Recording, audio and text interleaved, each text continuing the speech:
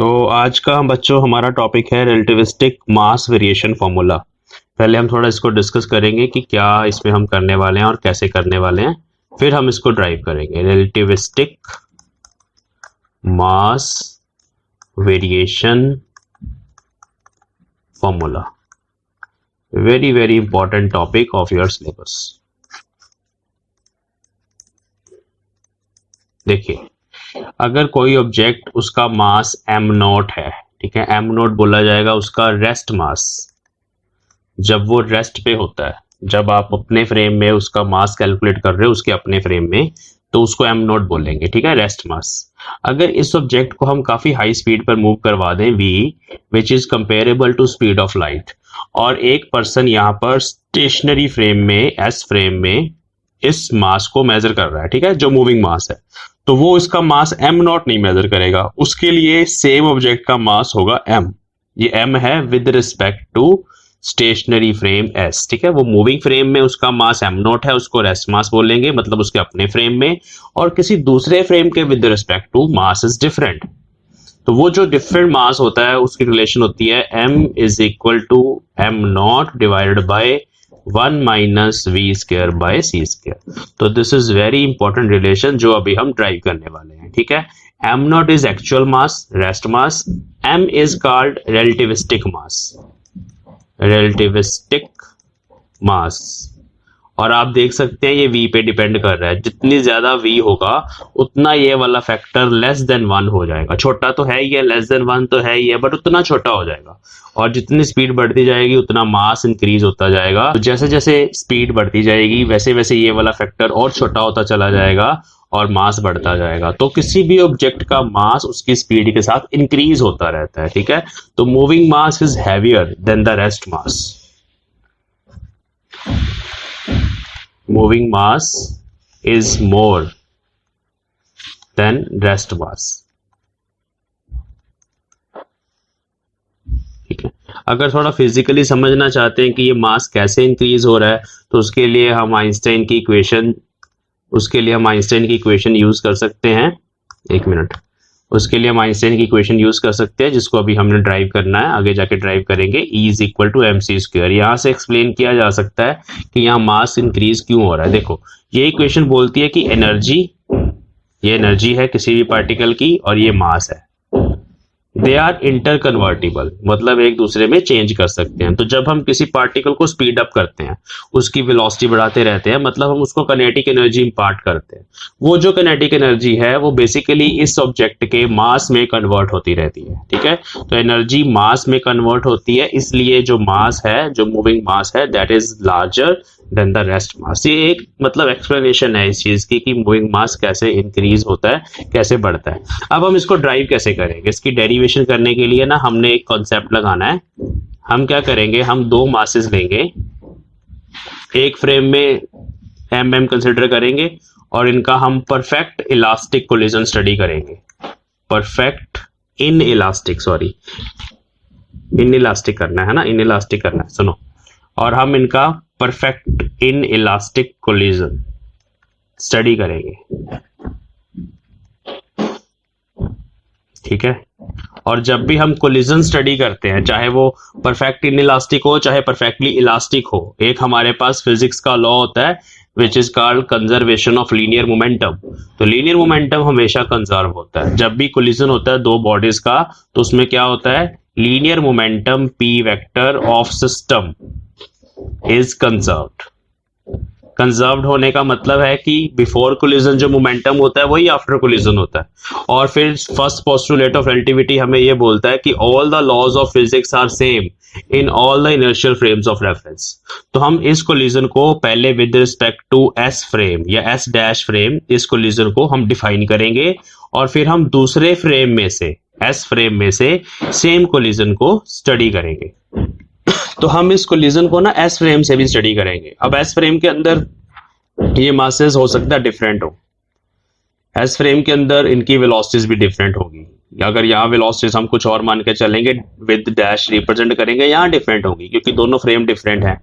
तो एक चीज सेम है, बट वो जो एक चीज सेम है वो फर्स्ट पोस्टुलेट ऑफ रिलेटिविटी के अकॉर्डिंग जो फिजिक्स के सारे लॉज हैं वो सेम रहते हैं in all the inertial frames of reference. मतलब लीनियर मोमेंटम इस फ्रेम में भी कंजर्व्ड होगा।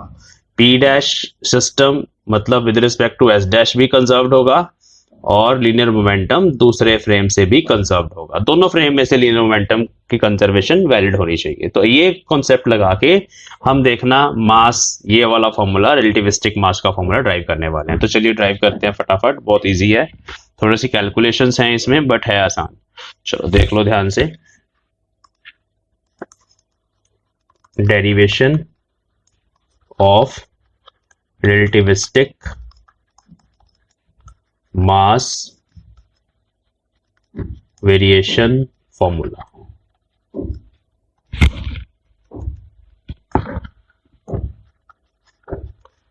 ठीक है, तो let us consider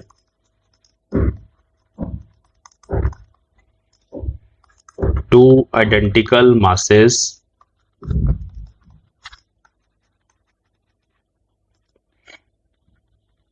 m,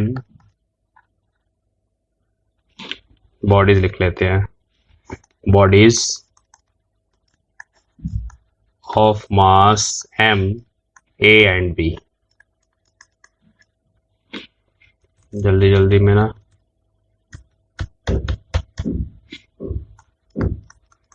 bodies a and b of mass m, दोनों बॉडीज का मास m है। They are moving in s dash frame in opposite directions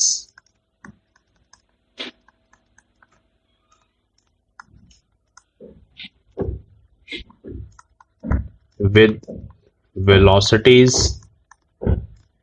u dash and minus u dash। ठीक है, एक की वेलोसिटी u dash है, दूसरे की माइनस u dash है along x axis। let they collide, they collide inelastically।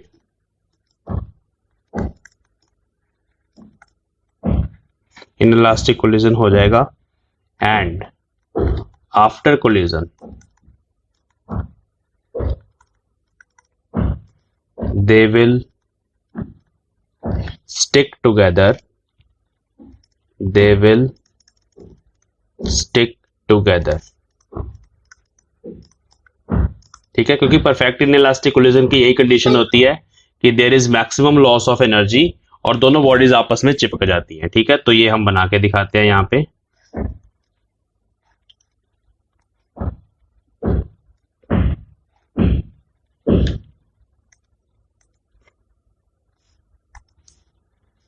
This is frame S, this is S dash. यहाँ पे दो बॉडीज मैंने बना दी, एक एम मास की दूसरी भी एम मास की, दोनों अपोजिट डायरेक्शन में जा रही हैं। एक की स्पीड यू डैश, दूसरे की माइनस यू डैश। अब जब ये दोनों टकराएंगी, टकराने के बाद दोनों आपस में जुड़ गई, जुड़ने के बाद जो बॉडी बनी उसका मास हो गया 2m। उसकी स्पीड कितनी होगी, तो उसकी स्पीड फाइंड करने के लिए हम इस फ्रेम में कंजर्वेशन ऑफ मोमेंटम अप्लाई करेंगे। ठीक है, now apply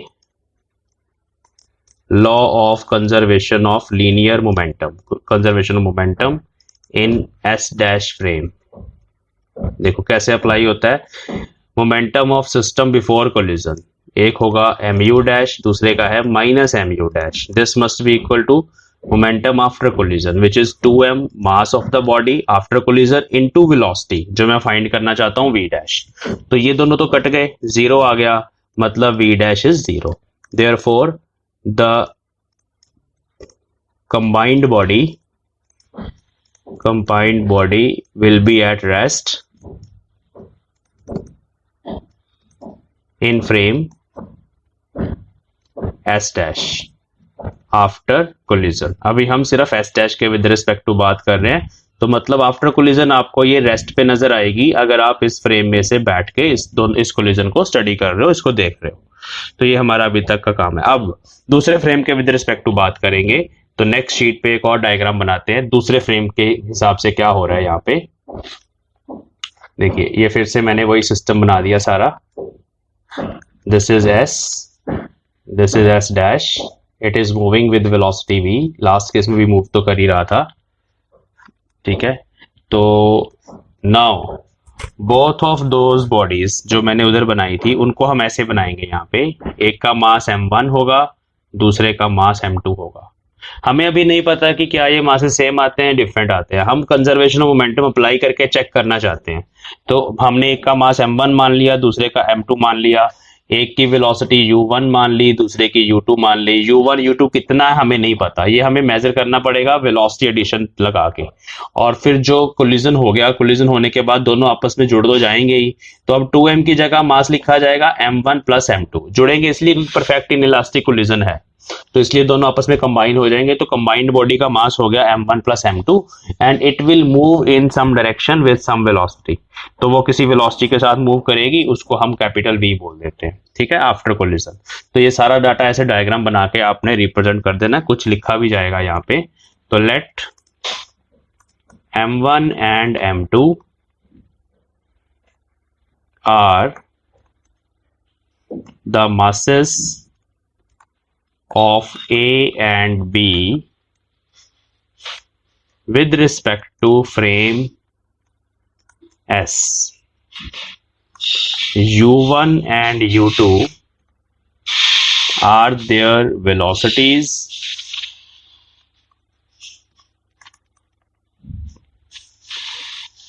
in S frame, ठीक है, frame S, ठीक है। तो after collision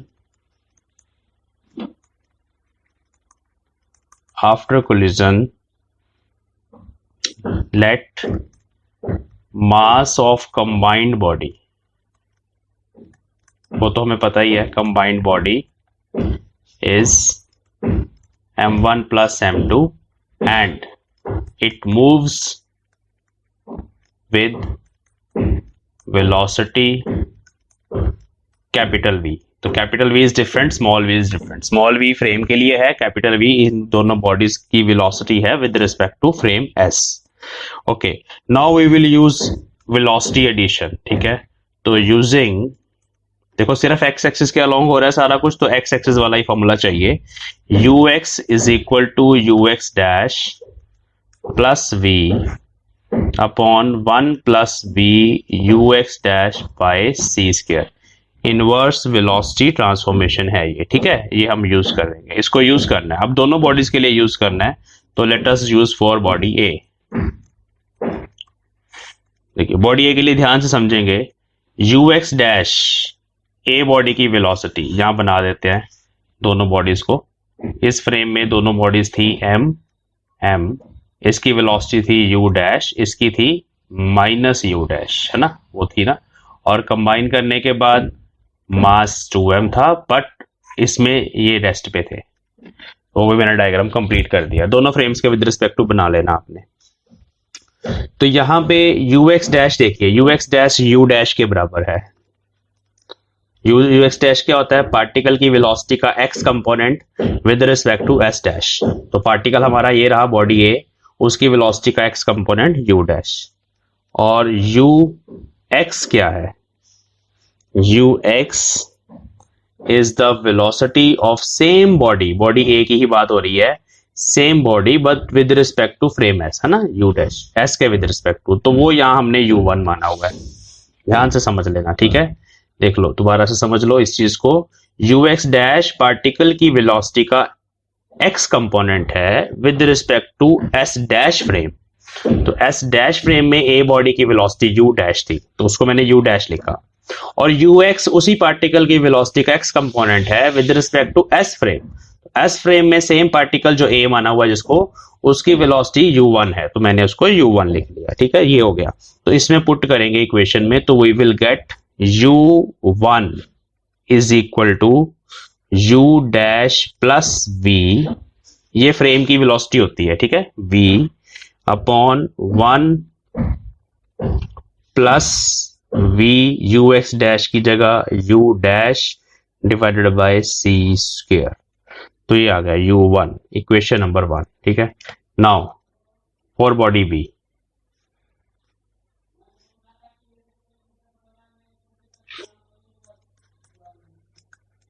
for body B ध्यान से देखेंगे, फिर से सेम फॉर्मूला अप्लाई करना है बॉडी बी के लिए।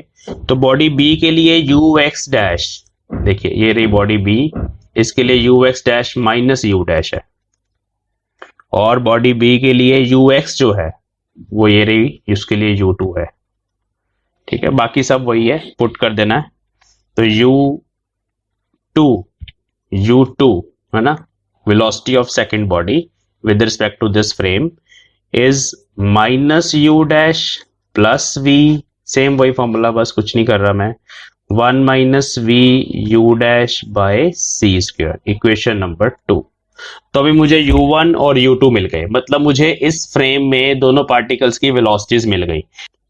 ये वाला स्टेप समझ आ गया सबको कि मैंने जस्ट ये फॉर्मूला, क्योंकि मुझे ना U1 U2 चाहिए, तभी तो कंजर्वेशन ऑफ मोमेंटम लगाऊंगा ना मैं।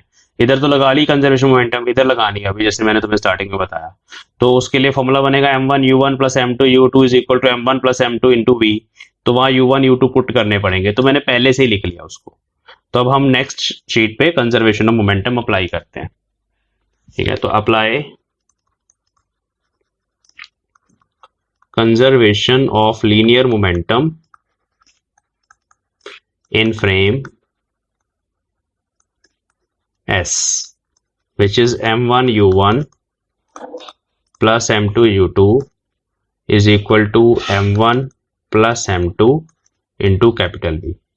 तो अब यहाँ पे M1 एज इट इज रहेगा, U1 का सारा जो एक्सप्रेशन अभी हमने लिखा था उसको यहाँ पुट कर देंगे।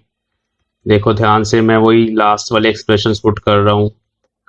ये U1 था, M2 एज इट इज रहेगा, U2 का एक्सप्रेशन जो अभी लिखा था, यहाँ स्मॉल v है, ये याद रखना, कैपिटल V सिर्फ यहाँ पे है, बाकी सब जगह स्मॉल v है।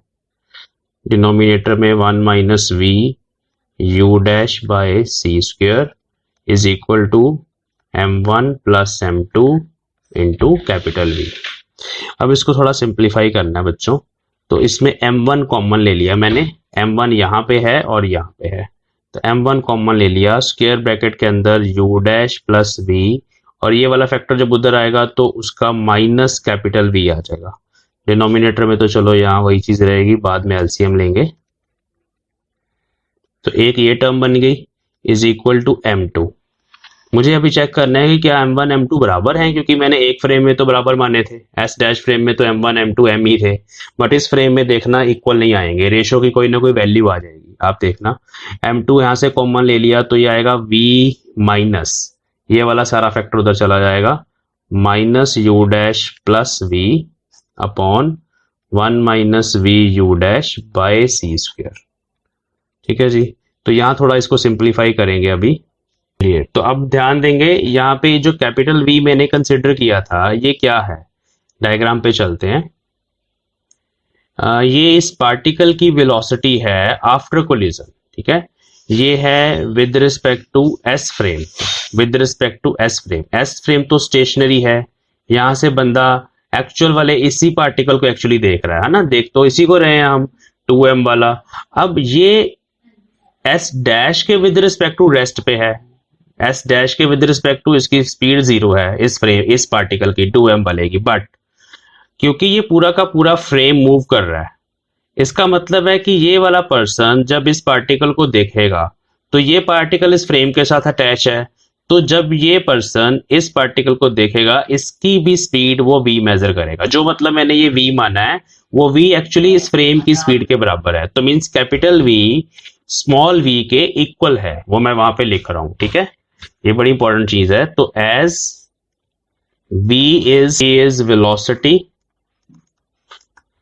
of combined mass with respect to frame S. Now the mass 2m is at rest in frame S dash, but S dash is moving with v। Therefore capital V जो उसने observe करनी है combined मास की velocity वो small v के ही बराबर है। Actually जैसे एक ट्रेन होती है ना, उस ट्रेन के अंदर एक पार्टिकल पड़ा है 2m मास का, वो उस ट्रेन के अंदर तो रेस्ट पे पड़ा है, बट ट्रेन खुद मूव कर रही है v वेलोसिटी के साथ। तो ये जो स्टेशनरी वाला बंदा होगा s वाला, ये s डैश है हमारा, अगर वो बोलेगा कि उसकी स्पीड कितनी है, उसको बोला जाए मेजर करो, तो वो तो फ्रेम की स्पीड ही बता देगा v। मतलब ये जो बता रहा था m1 प्लस m2 की जो हमने यहाँ पे वेलोसिटी कैपिटल V मानी थी, वो कैपिटल V स्मॉल v के बराबर है। ये कॉन्सेप्ट यहाँ पे लगेगा, ठीक है। तो यहाँ पे हम इसको सब्स्टिट्यूट करके एलसीएम लेते हैं। m1 u dash plus v upon पूरा एलसीएम ले लिया 1 minus v u dash by C square, ये स्मॉल v, इस कैपिटल V को स्मॉल v पुट कर दिया और ये पूरी ब्रैकेट जो एलसीएम ली मैंने वो वहां मल्टीप्लाई होगी। ऐसे दोनों तरफ ऐसे ही करना है हम। m2 में भी हम यहाँ पे स्मॉल v लिखेंगे इसको, फिर एलसीएम लेंगे तो ये सारी ब्रैकेट यहाँ मल्टीप्लाई होगी ऐसे, और यहाँ माइनस माइनस प्लस हो जाएगा, plus u dash minus v आ जाएगा क्योंकि ये माइनस अंदर चला जाएगा। डिनोमिनेटर में हमारे पास कॉमन फैक्टर आ जाएगा। अब हम इस इक्वेशन को नेक्स्ट शीट पे ले जाते हैं और फिर इसको सॉल्व करेंगे।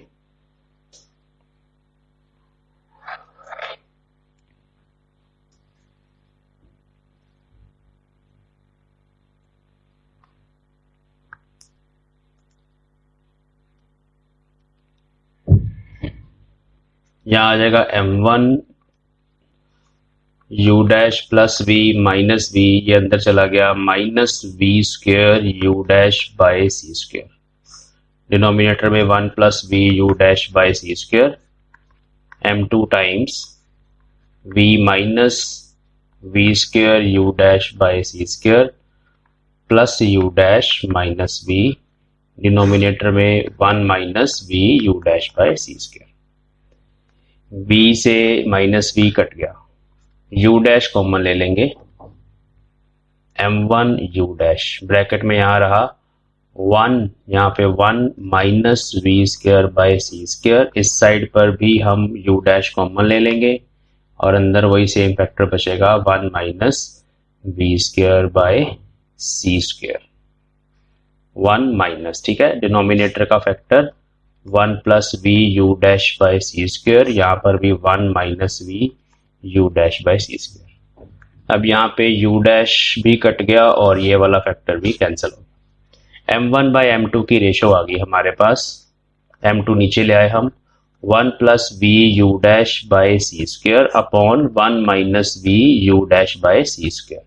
तो ये जो रेशो है इससे हमें पता चल रहा है कि ये दोनों फैक्टर डिफरेंट हैं, मतलब m1 m2 मासेस भी डिफरेंट हैं।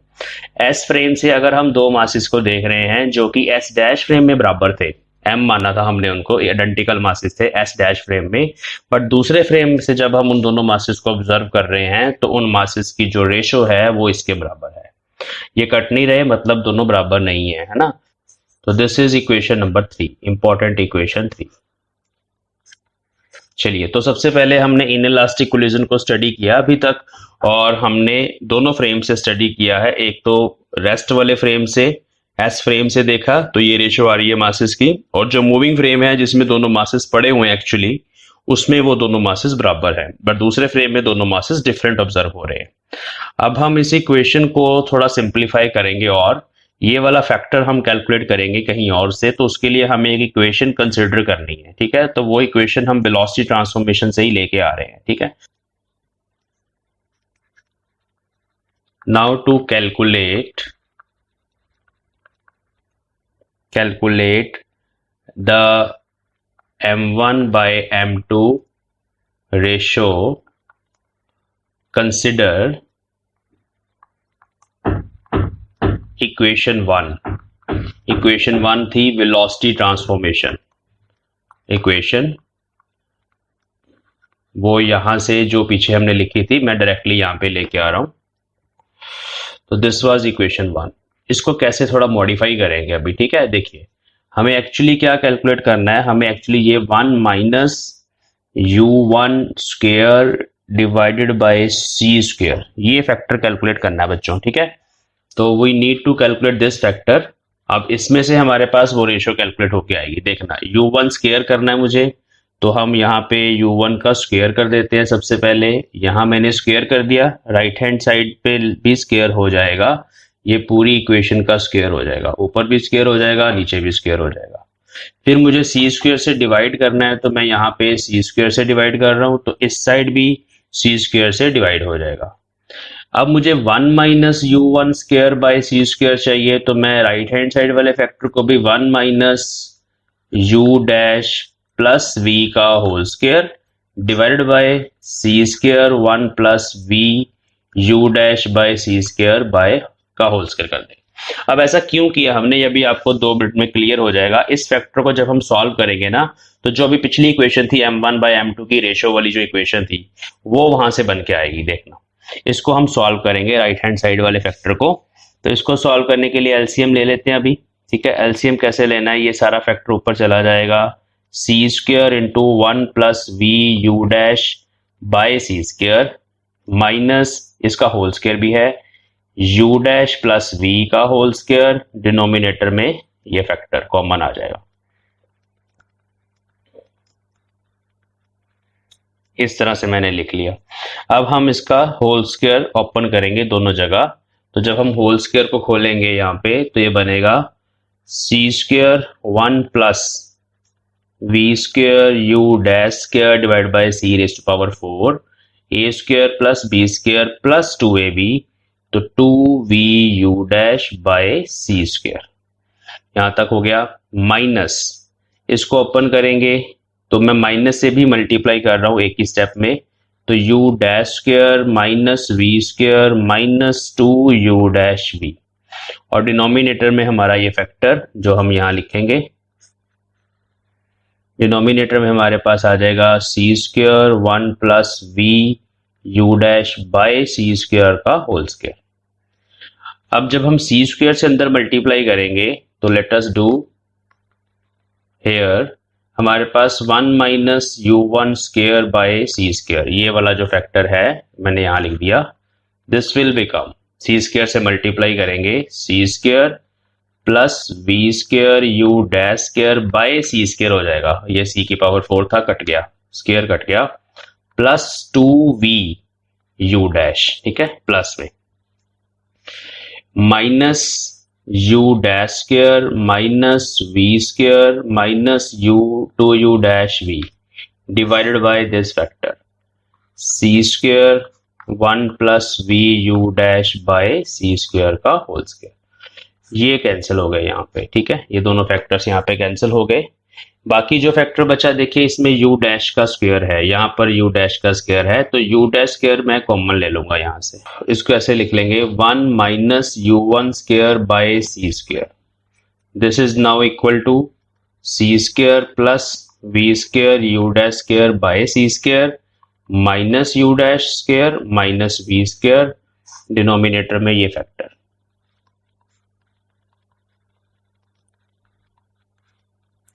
Okay, now similarly we can write 1 minus u2 square by c square। देखो कैसे चेंज करना है, this is for first particle, u1 जो स्पीड थी ना, u1 स्पीड, वो फर्स्ट पार्टिकल की स्पीड थी with respect to the stationary frame.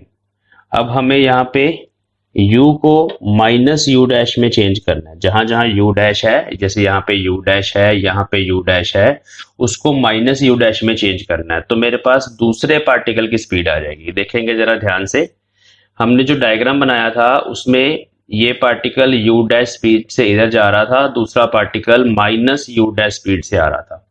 But जब हम दूसरे फ्रेम से देख रहे थे, तो पहला पार्टिकल u1 से जा रहा था, दूसरा पार्टिकल भी सेम डायरेक्शन में u2 से जा रहा था।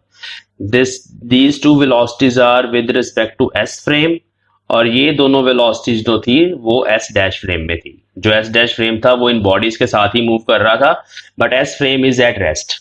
तो अभी मैंने जैसे 1 minus you one square by C square calculate किया, अब मुझे फैक्टर चाहिए 1 माइनस u2 स्क्वायर, 1 माइनस, दोबारा लिखता हूं, मुझे चाहिए 1 minus U two square by C square, ये फैक्टर चाहिए। ठीक है, देखो क्या करना पड़ेगा, we have to just change, जहां जहां पे हमारे पास u डैश है उसकी जगह माइनस यू डैश, क्योंकि दूसरे पार्टिकल की जो स्पीड थी वो माइनस यू डैश थी, तो वहां वहां माइनस यू डैश करने से देखें क्या होगा, ऊपर वाले फैक्टर में तो रहेगा सेम वैसे ही सी स्केयर प्लस वी स्केयर। अब जब माइनस यू डैश भी पुट करोगे तो सेम ही आएगा रिजल्ट, क्योंकि स्क्वायर है, यहां पर भी u डैश का स्क्वायर ही आएगा माइनस वी स्क्वायर।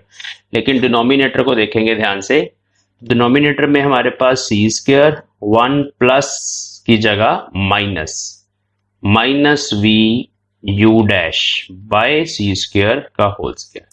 तो ये दोनों इक्वेशन सब बहुत इंपॉर्टेंट हैं, इसको मान लेंगे हम इक्वेशन नंबर 4 एंड 5।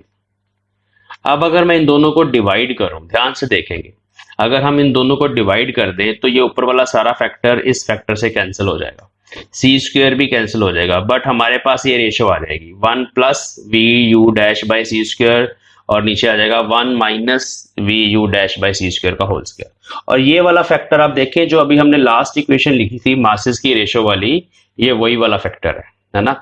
तो मतलब अब हम इस रेशियो को इन terms of u1 and u2 express कर रहे हैं। u1 u2 क्या है, u1 u2 पार्टिकल्स की वेलोसिटीज हैं with respect to stationary frame. तो उसको ऐसा करने के लिए, उस रेशियो को एक्सप्रेस करने के लिए in terms of u1 and u2 we have calculated these factors. ठीक है, अब हम इनको डिवाइड करते हैं पहले। तो let us dividing 5 by 4, minus वाला फैक्टर नीचे रहेगा उस केस में, डिवाइडिंग 5 बाय 4, तो हमारे पास देखना ये इक्वेशन आएगी 1 minus U two square by C square. This was equal to, सारा फैक्टर मैं नहीं लिख रहा, ठीक है, देखिए इसके सामने माइनस वाले के डिनोमिनेटर में ये चीज है, बाकी तो सब कट जाना है, तो मैं डिनोमिनेटर में ये रेसिप्रोकल है इसका, ये इनवर्सली प्रोपोर्शनल है दोनों, तो मैं उसको उधर लिख रहा हूं, divide by 1 minus u1 square by C square. तो this ratio is equal to 1 plus v u dash by c square whole square, 1 minus v u dash by c square whole square. This is equation number 6 होगी, this is equation number 6। अब इसको हम put कर देंगे m1 m2 वाली ratio में। वहां पर देखें m1 m2 वाली रेशियो वाली जो इक्वेशन, उसको यहां ले आते हैं पहले।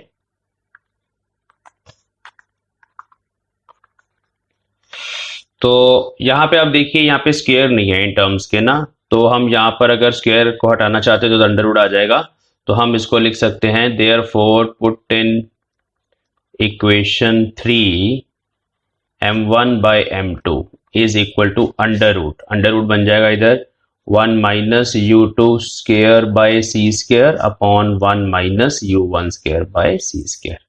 तो अब इस इक्वेशन को ध्यान से एनालाइज करेंगे। यहां पे ये दोनों मासेस जो हैं ये स्टेशनरी फ्रेम के विद रिस्पेक्ट टू हैं, ये उनकी जो वेलोसिटीज हैं वो स्टेशनरी फ्रेम में हम जो मेजर कर रहे हैं वो वेलोसिटीज हैं। एक्चुअल जो मूविंग फ्रेम है जिसमें एक्चुअली दोनों मासेस पड़े हुए थे, वहां उनकी स्पीड्स हमने मानी थी u डैश और माइनस u डैश, है ना। लेकिन दूसरे फ्रेम में हमने ए पार्टिकल की वेलोसिटी को u1 कंसिडर किया था, दूसरे पार्टिकल की वेलोसिटी को u2 कंसिडर किया था। तो इसका मतलब है कि हमारे पास मासेस की ये रेशियो है। ठीक है, अब इसको डायग्राम से भी समझ लेते हैं। ये ना रिजल्ट्स बड़े इंपॉर्टेंट है। देखिए ये हमारे पास S फ्रेम है और दूसरा हमारे पास S डैश फ्रेम है। ये तो v स्पीड से मूव कर रहा था, यहां दो पार्टिकल का कोलिजन हुआ, before collision they were moving in these opposite directions, u dash इसकी स्पीड है, माइनस u डैश इसकी स्पीड है, ये पार्टिकल A है, ये पार्टिकल B है। जो इस फ्रेम का ऑब्जर्वर है वो ये सब कुछ बता रहा है। ठीक है, जब ये दोनों टकराए, परफेक्ट इनइलास्टिक कोलिजन हुआ, तो एक बड़ी कंपोजिट बॉडी बन गई। इन दोनों का मास हमने m बोला था इस ऑब्जर्वर के विद रिस्पेक्ट टू, वो 2m बन गया, क्योंकि हम उसी फ्रेम में मेजर कर रहे हैं जिस फ्रेम में कोलिजन हो रहा है, उसी फ्रेम में बैठे हुए हैं हम। ठीक है, तो ऐसा ही होता है, अगर दो ऑपोजिट डायरेक्शंस में दो मासेस कोलाइड करें और परफेक्ट इनइलास्टिक कोलिजन हो, तो कंजर्वेशन ऑफ लीनियर मोमेंटम ये बताता है कि जो कंबाइंड मास होगा उसकी वेलोसिटी जीरो होगी, वो रेस्ट पे होगा। किसके with respect to? S dash के विद रिस्पेक्ट टू। बट जो दूसरा ऑब्जर्वर है, जो येलो कलर का ऑब्जर्वर है, जो इस फ्रेम में बैठा हुआ है स्टेशनरी फ्रेम में, वो भी सेम कोलिजन को ऑब्जर्व कर रहा है। उसके लिए कहानी डिफरेंट हो गई। उसके लिए पहला मास डिफरेंट m1 है कुछ, और दूसरा मास m2 है। They are moving in same direction with velocities u1 and u2। ये बॉडी ए है, ये बॉडी बी है, ठीक है। तो उसके लिए जो हमने सारा एनालिसिस किया है, वो मासेस जो उधर इक्वल थे इधर इक्वल नहीं है। उन मासेस की कुछ रेशो है, और वो मासेस की रेशो उनकी स्पीड्स की रेशो पे डिपेंड कर, उनकी स्पीड्स पे डिपेंड करता है। u1 पे डिपेंड करता है, u2 पे डिपेंड करता है कि वो किस स्पीड से। और u1 u2 किस पे डिपेंड करता है? आपको पता है कि u1 वेलोसिटी जो हमने अभी फाइंड करी थी, वो इस फ्रेम की वेलोसिटी पे डिपेंड करती है कि वो comparable to speed of light move कर रहा है फ्रेम। तो इस वजह से u1 u2 वहां से कैलकुलेट होना है। तो this is very important result कि ये रेशियो इसके बराबर होती है। अगर हम स्टेशनरी फ्रेम से दोनों मासेस का कोलिजन ऑब्जर्व करें तो it will be like this. अब हम इस इक्वेशन को थोड़ा सा मॉडिफाई करने वाले हैं ऑन द नेक्स्ट शीट। हमारे पास ये इक्वेशन आ गई है। अब यहां से हम रिलेटिविस्टिक मास का फॉर्मूला कैसे बनाएंगे, ध्यान से समझना। Let m not is rest mass of the body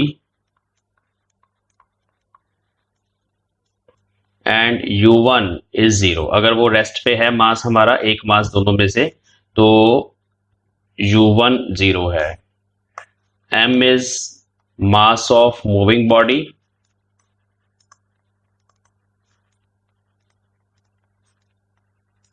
with velocity v, ठीक है, v के साथ मूव कर रहा है दूसरा मास। तो हम उस इक्वेशन में m1 बाय m2 वाली इक्वेशन में, जो कि है 1 माइनस u2 स्क्वायर है ना ऊपर, 1 minus u2 square by C square upon under root 1 minus u1 square by C square. इसमें हम u2 को v पुट करने वाले हैं दूसरे मास के लिए, और u1 को 0 पुट करने वाले हैं।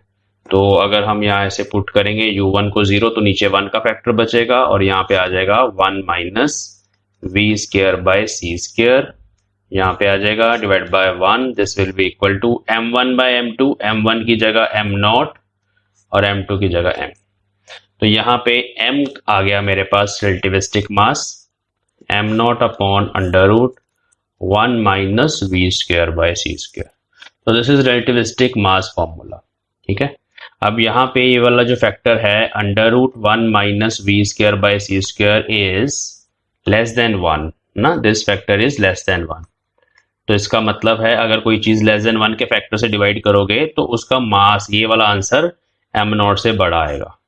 तो जब कोई पार्टिकल काफी हाई स्पीड में मूव करता है, उसका रिलेटिविस्टिक मास उसके रेस्ट मास से बड़ा होता है। ये आपको रिजल्ट याद रखना है। जैसे टाइम डायलेशन का फॉर्मूला हमने किया था, उसमें भी ये फैक्टर डिवाइड ही होता था प्रॉपर टाइम से। तो ये रेस्ट मास से ये फैक्टर डिवाइड होता है, तो हमारे पास रिलेटिविस्टिक मास आ जाता है। तो यहां तक ये डेरिवेशन कंप्लीट होती है, ठीक है। नेक्स्ट हम अगली क्लास में करेंगे। अभी हम 2 मिनट रिवाइज कर लेते हैं क्या हमने किया, शुरू से देख लेते हैं। ये डेरिवेशन बड़ी ज्यादा इंपॉर्टेंट है, 6 नंबर में डायरेक्ट आएगी। थोड़ी लंबी है कि ठीक है, लंबी नहीं है, छोटी है। देखना अभी वो 2 दिन में किया ना, इसलिए लंबी लग रही है नहीं कुछ भी। देखो, सबसे पहले तो सब बच्चे याद रखेंगे कि रिलेटिविस्टिक मास फॉर्मूला इसको बोला जाता है, और ये जो डेरिवेशन है उसको बोला जाता है रिलेटिविस्टिक मास वेरिएशन फॉर्मूला। हमने कैसे करा इसको? हमने एक परफेक्ट इनइलास्टिक कोलिजन को स्टडी किया। एस डैश फ्रेम से इक्वल मासेस लिए, दूसरे फ्रेम में हमने डिफरेंट मासेस लिए। तो यहां से हमें पता चलता है कि there is some ratio of the masses. अभी वो यहाँ पे एक चीज मैंने ध्यान में देने के लिए आपको बोली थी कि जो हमारा लॉ है कंजर्वेशन ऑफ लीनियर मोमेंटम, वो दोनों ही फ्रेम से एप्लीकेबल होगा, क्योंकि फर्स्ट पोस्टुलेट यही बोलता है रिलेटिविटी का। तो हमने वही सिस्टम बनाया, ये दो मासेस को ऐसे ऑपोजिट डायरेक्शन मूव करवाया, तो लॉ ऑफ कंजर्वेशन मोमेंटम तो सबको लगाना आता है ना। This is momentum of both the bodies before collision, this is after collision. जब हमने इसको सॉल्व किया v डैश 0 आ गया, मतलब ये रेस्ट पे रहेगा इस बंदे के लिए। फिर हमने क्या किया, अब दूसरे फ्रेम से हमने बोला कि ये मासेस बराबर नहीं है, ये मासेस m1 m2 हैं, और इस s फ्रेम के with respect to velocities u1 u2 हैं, और let after collision they move with velocity capital V। Capital V से पहले मैंने माना, मुझे नहीं पता कैपिटल V कितना होगा, बाद में बताऊंगा मैं कितना होगा। तो फिर हमने वेलोसिटी ट्रांसफॉर्मेशन लगाई, क्योंकि अभी हमने S फ्रेम में करना है ना, तो S फ्रेम में मुझे u1 u2 चाहिए। मेरे पास क्या है अभी, u डैश है और माइनस u डैश है, मुझे इस फ्रेम के विद रिस्पेक्ट टू ये दोनों वेलोसिटीज चाहिए थी, तो इसलिए वेलोसिटी ट्रांसफॉर्मेशन वाला फॉर्मूला ये बड़ा आसान है लगाना। पहले मैंने देखिए ऊपर प्रॉपर फॉर्मूला लिखा है जो हमने पीछे ड्राइव किया था। फिर मैंने आपको बताया कि बॉडी ए के लिए हमें उसका ux डैश कंपोनेंट लिखना है। ux डैश कंपोनेंट मतलब u डैश होगा, क्योंकि इस डायरेक्शन में जा रही है बॉडी ए। बॉडी बी के लिए जो ux डैश है वो इस डायरेक्शन में है ऑपोजिट, तो माइनस u डैश होगा, मैंने बताया था। और ux जो है मतलब with respect to s frame, वो मैंने u1 माना है और u2 माना है, तो वो u1 u2। तो इस बेसिक फॉर्मूले में ये चीजें पुट करके ये दोनों इक्वेशंस लिखी हैं। अब जब हम s फ्रेम से लिखेंगे, तो S फ्रेम से ये है conservation of momentum, m1 u1 plus m2 u2 linear momentum before collision is equal to linear momentum, दोनों बॉडीज आपस में जुड़ गई, total mass into common velocity. तो मैंने इस इक्वेशन को लिखा, थोड़ा सा वैल्यूज पुट कर दी, वैल्यूज पुट करके मैंने m1 वाली और m2 वाली इक्वेशन एक साइडों पे कर दी, दोनों अलग अलग कर दिए। उसके बाद ध्यान से यहाँ पे ध्यान देना कि ये नीचे प्लस का फैक्टर है और इधर माइनस का है, एलसीएम लिया आज, उसके बाद हमने सॉल्व किया है। बस मुझे कंजर्वेशन मोमेंटम ही लगाना है और ये वेलोसिटी ट्रांसफॉर्मेशन याद रखना, बाकी तो सॉल्व है, बाकी तो मैथ्स है, प्रैक्टिस है, अगर एक दो बार कर लोगे गलती नहीं होगी फिर। तो इस तरह से लिख ली इक्वेशन, उसके बाद जो फैक्टर कैंसिल हो रहे थे काट लिए, ये बन गई इक्वेशन। इसके बाद आपको याद रखना है कि मुझे क्या फाइंड करना है, ठीक है, वो मुझे फाइंड करना है, मैंने साइड में लिख दिया है, ये चीज आपको याद रखनी है कि अब मुझे ये चीज बनानी है कहीं से, 1 minus u1 square by c square. तो मैंने बताया कि वो जो इक्वेशन 1 वाला फॉर्मूला उसको पहले मैंने यहाँ लिखा था, वहीं से मैंने ये चीज कैलकुलेट कर ली है। ठीक है, समझ आ रहा है, यस और नो कुछ बोलो जरा, क्लियर है ना ये वाला स्टेप। ये इसको बनाने के लिए मैंने u1 का फॉर्मूला लिखा इक्वेशन 1 से, फिर उसको उसका स्क्वायर किया, पहले c स्क्वायर से डिवाइड किया, फिर 1 माइनस किया, फिर इसको जब हम सॉल्व करते हैं तो ये ऐसी इक्वेशन बन जाती है हमारे पास। इस इक्वेशन को ही मैंने यहाँ पे ऐसे लिखा, यहाँ से यहाँ आ जाएंगे आप, ये चीज लिखी, फिर उसको जब सिंप्लीफाई किया तो ये फैक्टर बन गया 1 माइनस u1 स्क्वायर वाला। तो 1 माइनस u2 वाला कैसे बनाएंगे, फर्क सिर्फ इतना ही है u1 u2 में कि जहां जहां u डैश था वहां वहां माइनस u डैश कर दिया, वो मैं लिख देता हूं, चेंज, यहाँ पे लिख देते हैं कि ये कैसे आई नीचे वाली equation, change u dash to minus u dash, तो ये बन जाएगी। ठीक है, फिर आप देखना फर्क कहां पड़ेगा, सिर्फ यहाँ प्लस है यहाँ माइनस होगा, बाकी सारे फैक्टर सेम रहेंगे। अब जब तुम इन दोनों को डिवाइड करोगे तो ये नीचे वाले दो ही फैक्टर बचने हैं बस, वो अगले स्टेप में हमने कर दिया, ये आ गया बस। उसके बाद ये रेशियो इस फैक्टर के बराबर आ गई। फिर उसके बाद हमें क्या करना है, यहाँ पे एक अप्रोक्सीमेशन लगाइए कि यहाँ हमने एक मास मान लिया बॉडी का, अगर वो रेस्ट पे है तो रेस्ट मास m0, उसको m1 बोल दिया, और अगर वो मूव कर रही है तो मास m, तो उस हिसाब से ये रिजल्ट हमारे पास आ गया। ठीक है।